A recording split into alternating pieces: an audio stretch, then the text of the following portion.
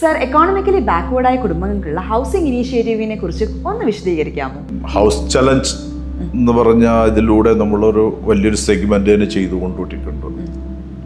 220 വീടുകൾക്ക് ഓൾറെഡി അതിൻ്റെ സപ്പോർട്ടുകൾ കൊടുത്തു. 10-20 വീടുകൾ നമ്മൾ പണിതും കൊടുത്തു.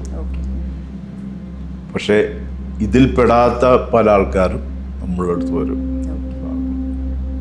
സപ്പോർട്ട് ചെയ്യണമെന്ന് പറയും. ഇന്നും ഒരു വീട്ടിലേക്ക് ഒരു 500 സ്ക്വയർ ഫീറ്റ് വീട് പണി തീർക്കാനായിട്ട് 500 സ്ക്വയർ ഫീറ്റ് ടൈല് വേണോ അത് വേണമെന്ന് ഇവിടെ എത്തിയത്. അപ്പോൾ തന്നെ ഇവിടെ ഉള്ളവരടുത്ത് കൊടുക്കാൻ പറഞ്ഞു. അപ്പോൾ അതുപോലെ ഇങ്ങനെ എല്ലായിടത്തും ഇങ്ങനെ ടച്ച് ചെയ്തുകൊണ്ടിരിക്കും നമ്മൾ.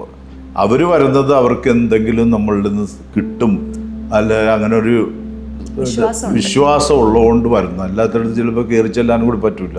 ഇല്ലേ, സാധാരണ മറ്റുള്ളവരൊക്കെ ചിലപ്പോൾ അവർ മാറി നിൽക്കുന്നുള്ള രീതിയിൽ പറയും. ഇവിടെ വന്നു കഴിഞ്ഞാൽ അത് സാധിക്കുന്നുണ്ട്.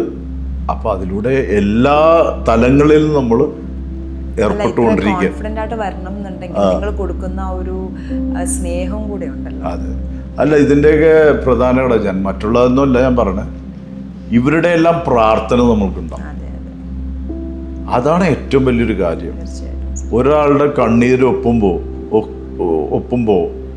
ആ കുടുംബത്തിൻ്റെ ആ വ്യക്തിയുടെ ഒരു പ്രാർത്ഥന, ഒരു ബ്ലെസ്സിങ് ഉണ്ട്. അതൊരിക്കലും നമ്മൾ പ്രാർത്ഥനയിലൂടെ മേടിക്കാൻ പറ്റില്ല, കാശ് കൊടുത്ത് മേടിക്കാൻ പറ്റില്ല. അത് അവരുടെ ഉള്ളിൽ നിന്ന് നിങ്ങൾ വരണം.